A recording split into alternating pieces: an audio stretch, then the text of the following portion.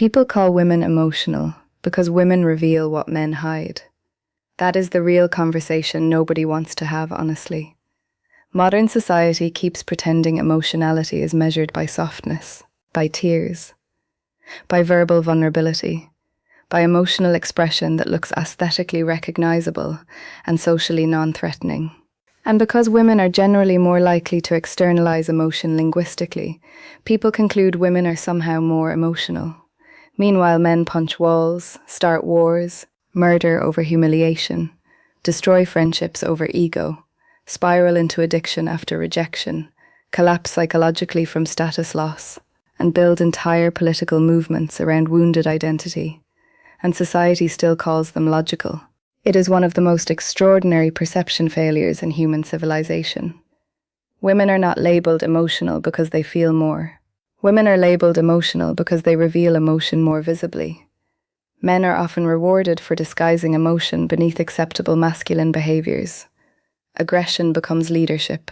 Control becomes strength. Emotional suppression becomes stoicism. Possessiveness becomes protection. Jealousy becomes love. Domination becomes confidence, and rage becomes passion. But these are still emotional states, very emotional states. Human civilization simply rebranded male emotionality as authority. That is the trick, and once you see it, you cannot unsee it again. I grew up in a female-only environment for most of my life, which means I spent years observing women outside the psychological gravity field male-centered societies often create. That changes perception enormously. Women around me were not performing femininity for male comfort. They were simply existing, arguing, laughing, studying, building systems, disagreeing openly, resolving conflict, expressing fear, expressing grief, expressing stress, expressing emotional reality directly rather than converting it into performance. And one thing became obvious very early. Women are often emotionally transparent in ways men are not. Not because women are biologically incapable of concealment, but because many female social structures still permit emotional articulation without complete identity collapse. Many male social structures do not. This creates one of the great psychological illusions of modern civilization. Men appear emotionally calmer than they actually are because they are trained to convert emotion into socially acceptable masculine outputs.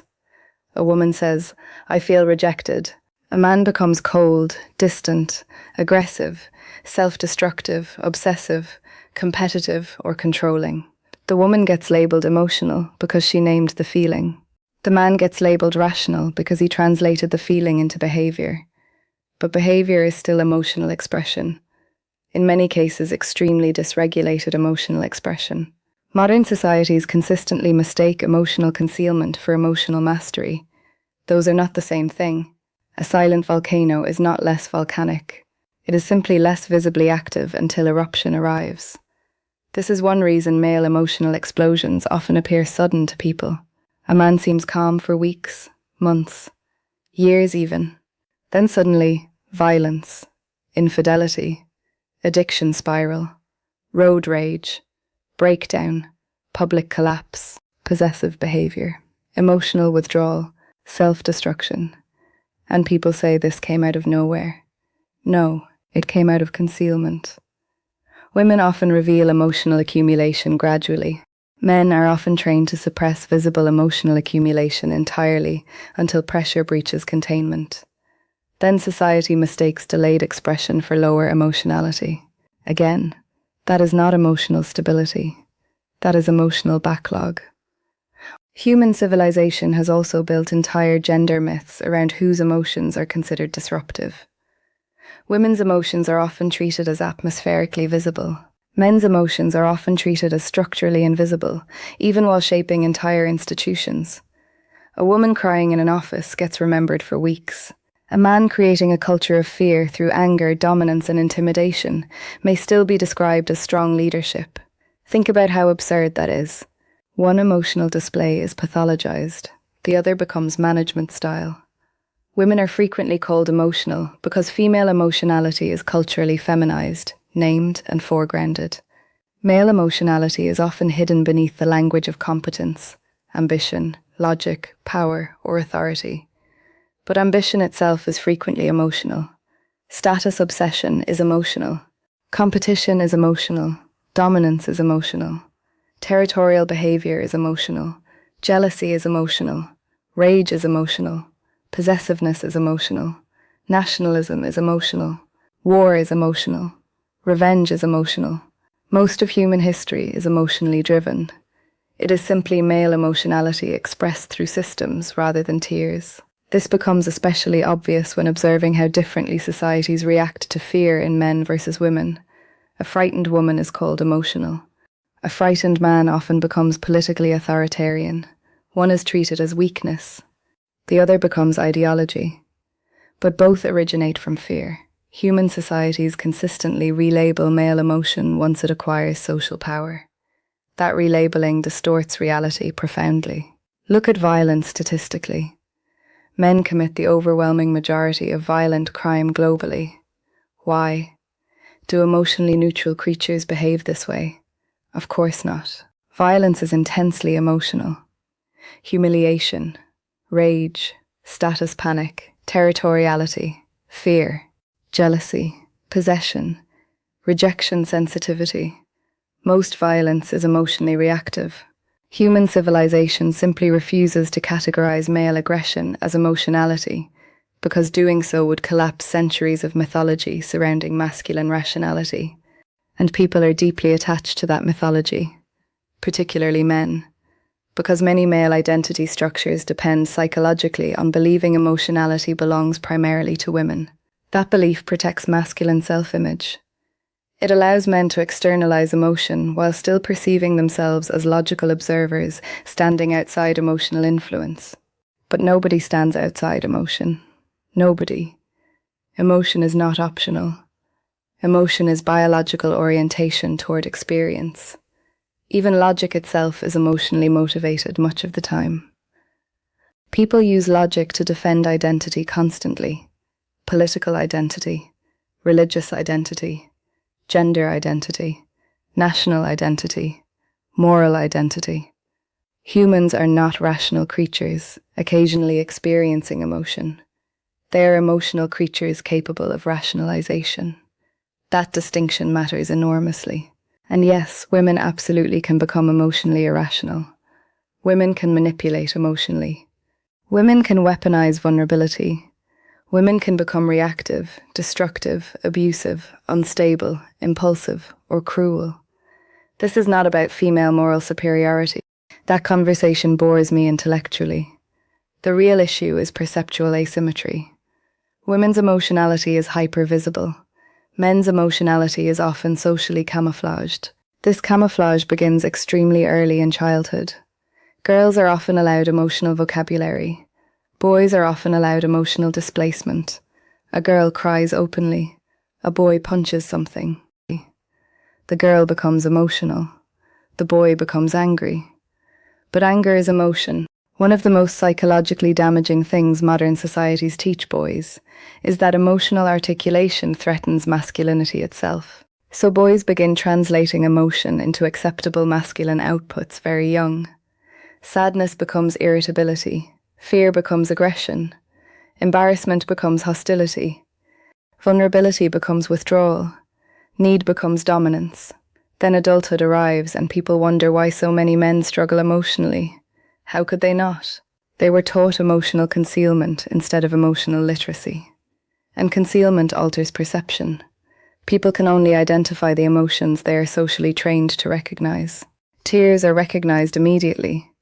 But domination rarely gets interpreted emotionally, even when emotion saturates it completely. Think about political movements built around humiliation narratives, national revenge fantasies, status restoration rhetoric, territorial aggression, collective resentment.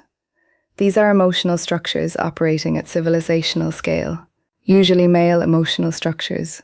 But because the emotion is expressed through institutions, uniforms, hierarchy, warfare, or ideology, people stop calling it emotion. It becomes strength, tradition, leadership, order.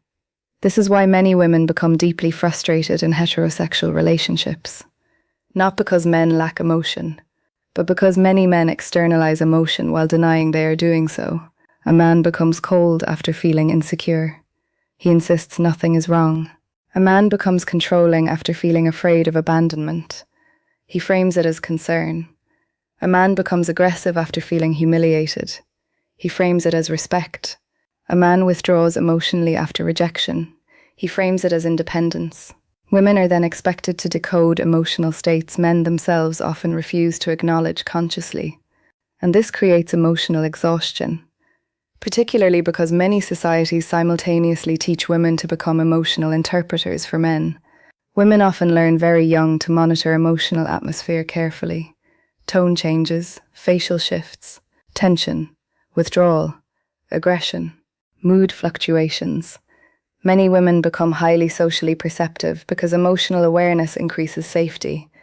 Meanwhile, many men are actively discouraged from developing equivalent emotional introspection. This creates asymmetry.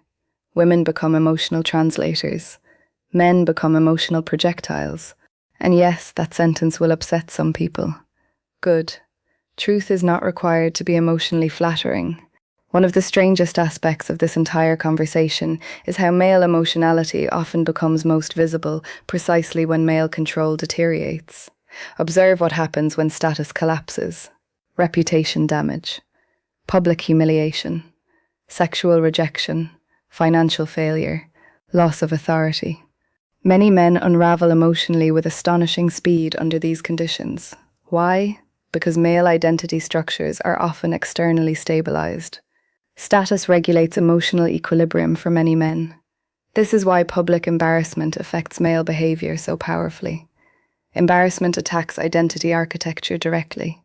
Again, emotion, everywhere. But hidden beneath masculine coding, and perhaps this is why female emotionality becomes culturally overemphasized.